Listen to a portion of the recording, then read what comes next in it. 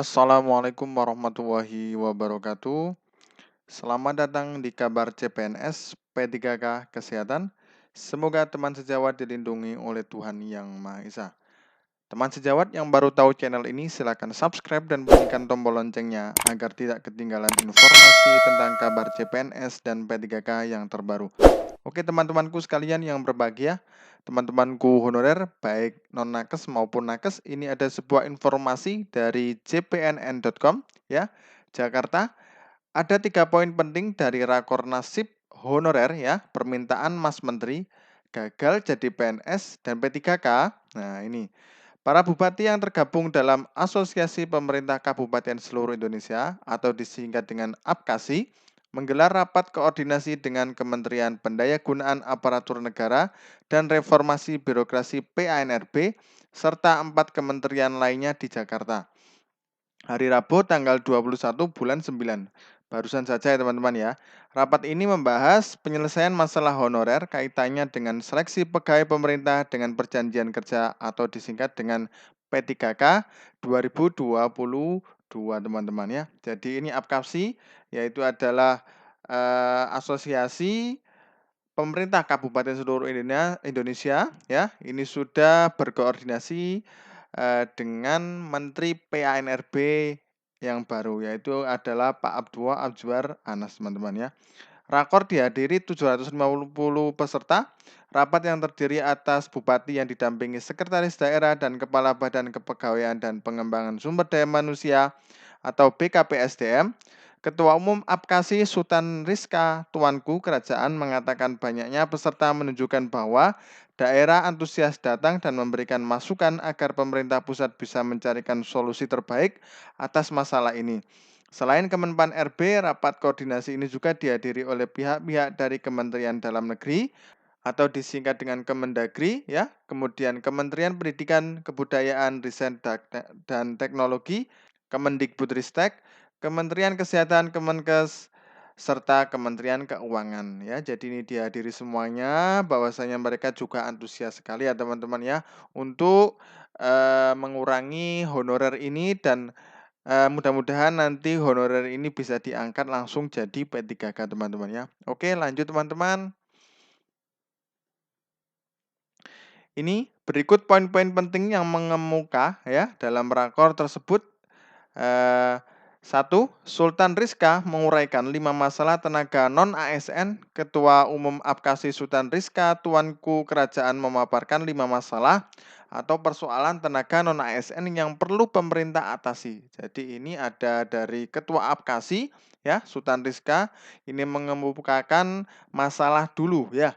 Yang pertama adalah pemerintah perlu mengatasi persoalan tenaga non-ASN yang tidak dapat mengikuti seleksi berbasis komputer ya atau CAT dengan batas nilai minimal yang ditentukan berdasarkan ketentuan kelulusan. Ya benar sekali teman-teman ya.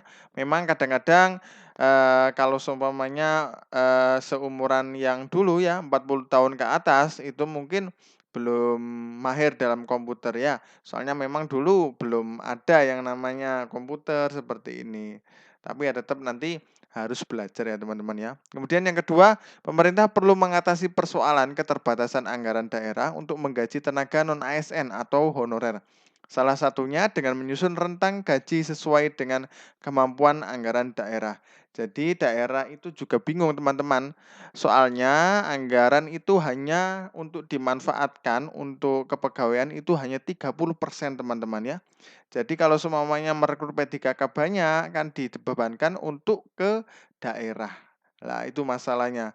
Nanti kalau semuanya membengkak juga nantinya akan diaudit dan tidak diperbolehkan oleh Kementerian Keuangan. Makanya nih dari Ketua APKASI berbicara seperti itu biar nantinya diselesaikan dengan baik teman-teman ya. Lanjut ketika persoalan mengenai tenaga non-ASN yang tidak memenuhi syarat menjadi PNS atau P3K ya karena kualifikasi pendidikannya yang tidak terpenuhi. Untuk mengatasi hal tersebut, APKASI menyarankan pemerintah agar memberikan kesempatan kepada tenaga non-ASN bersangkutan sesuai dengan minat mereka seperti pelatihan kewirausahaan atau kartu prakerja teman-teman. Jadi Ada yang memang nanti non-ASN yang tidak bisa dikualifikasi ya untuk pendidikannya ya. Nanti ada, makanya ini usul seperti nanti untuk bisa dibuatkan pelatihan kewirausahaan atau untuk di kartu prakerja teman-teman ya. Oke, lanjut teman-teman. Kemudian ini keempat, Apkasi menyarankan kepala daerah untuk mengalokasikan formasi P3K dalam rangka mendukung visi dan misinya melalui penyediaan kontrak kerja sesuai dengan periodisasi jabatan kepala daerah. Ya, jadi kontrak kerjanya ya 5 tahun seperti itu teman-teman. Jadi biar pas ya. Kemudian kelima, keberadaan tenaga non-ASN sebagai tenaga administrasi atau teknis yang tidak memenuhi syarat menduduki jabatan fungsional perlu dipertahankan dalam masa transisi 5 tahun untuk mereka bisa diangkat menjadi P3K. Jadi untuk tenaga teknis atau administrasi ya, itu nanti yang tidak memenuhi syarat itu perlu dipertahankan dalam transisi 5 tahun agar mereka bisa diangkat menjadi P3K. Kami berharap Pak Menpan RB yang pernah menjadi Ketua Umum Apkasi dan Bupati 2 periode memahami permasalahan tenaga ASN ini. Jadi ya mudah-mudahan nanti ada solusi ya untuk teman-teman kita ya.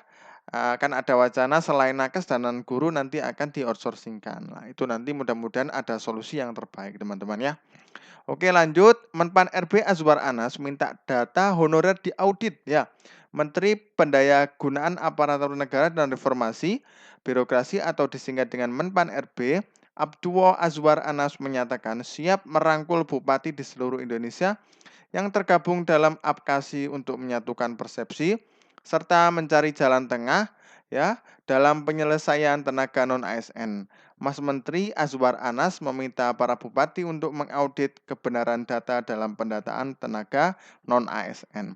Jadi nanti tetap dari Menpan RB meminta untuk diaudit ya, untuk diaudit pendataan ASN ini soalnya nanti kadang-kadang ada siluman yang masuk teman-teman ya, ada data-data siluman yang masuk.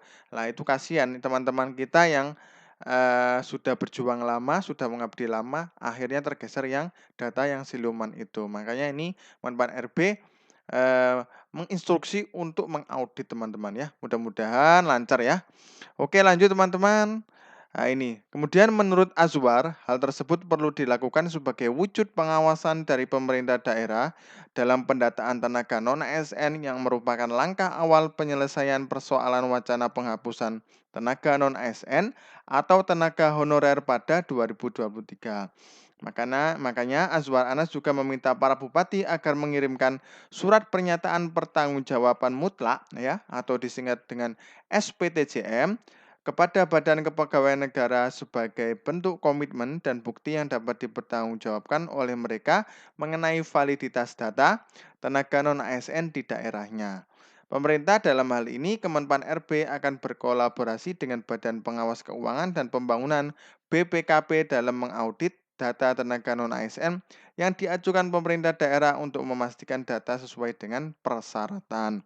Jadi nanti tetap dari Menpan RB ya untuk memerintahkan ya kepada semua bupati untuk mengirimkan surat SPTJM yaitu untuk surat pertanggungjawaban bahwa data ini benar atau tidak teman-teman ya.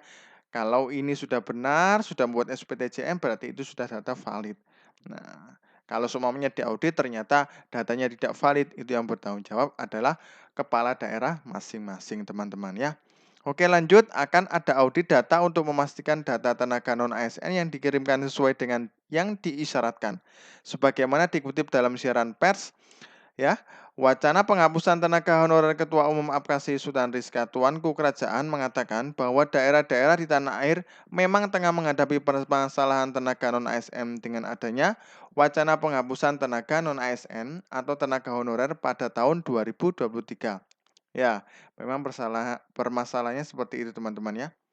Para tenaga non-ASN ini banyak ditempatkan di garda terdepan dalam pelayanan masyarakat seperti guru, tenaga kesehatan, Satpol PP, pemadam kebakaran, dan dinas perhubungan termasuk mereka yang rela bertugas di daerah terpencil atau daerah perbatasan yang tentu merasa khawatir akan kehilangan pekerjaannya teman-teman ya. Jadi ini penghapusan tenaga non-ASN pun kata dia menimbulkan dilema karena seleksi terbuka P3K terasa berat bagi tenaga honorer lama yang harus bersaing dengan sarjana yang baru lulus. Sementara itu pengangkatan seluruh tenaga non-ASN atau honorer menjadi P3K oleh Pemda juga akan membebani APBD teman-teman. Ya memang ada dilema, tapi harus diselesaikan ya teman-teman.